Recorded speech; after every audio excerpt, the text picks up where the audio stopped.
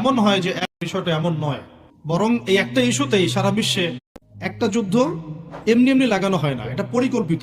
যুদ্ধের কারণে export import collapse করছে। এই ইস্যুটায় মুসলিমরা যে খুব আরামে আছে এমন নয়, আমরা ইফেক্টেড হব না বিষয়টা এমন নয়, বরং এই একটা ইস্যুতেই সারা বিশ্বে এক্সপোর্ট ইম্পোর্ট কলাপস করছে। বৈদেশিক বাণিজ্য ঝুঁকির মুখে পড়ছে। কোনো কোনো ক্ষেত্রে ডলারের বিপরীতে বিভিন্ন মুদ্রার মান কমে যাচ্ছে। কোনো কোনো ক্ষেত্রে গ্যাস এবং তেলের দাম বেড়ে যাচ্ছে। নিত্য প্রয়োজনীয় জিনিসপত্রের দাম বেড়ে যাচ্ছে, কারণ যুদ্ধের কারণে এক্সপোর্ট ইম্পোর্ট কলাপস করছে। এবং যখন এক্সপোর্ট ইম্পোর্টটা কলাপস করে তখন কি হয়? তখন মুদ্রাস্ফীতি হয়। মুদ্রাস্ফীতি মানে টাকা ফুলে যাওয়া নয়, মুদ্রাস্ফীতি মানে হচ্ছে ডলারের বিপরীতে টাকার মান কমে যাওয়া।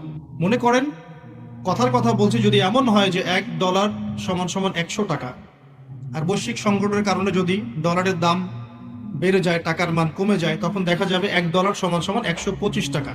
এমন হতে পারে।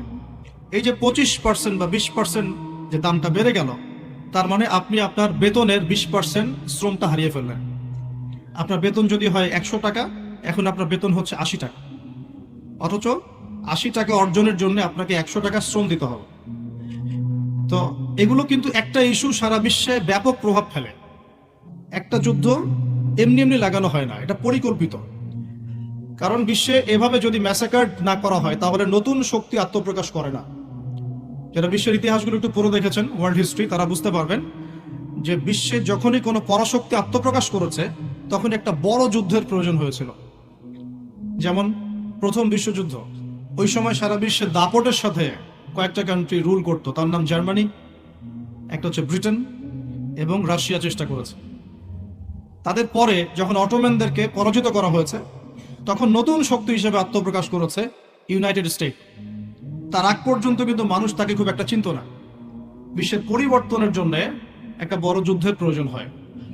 তো সিরিয়ার অবস্থা যখন খারাপ ছিল, আমরা মনে করছিলাম যে হয়তোবা নতুন কোনো রুলিং স্টেট পৃথিবীতে আসবে।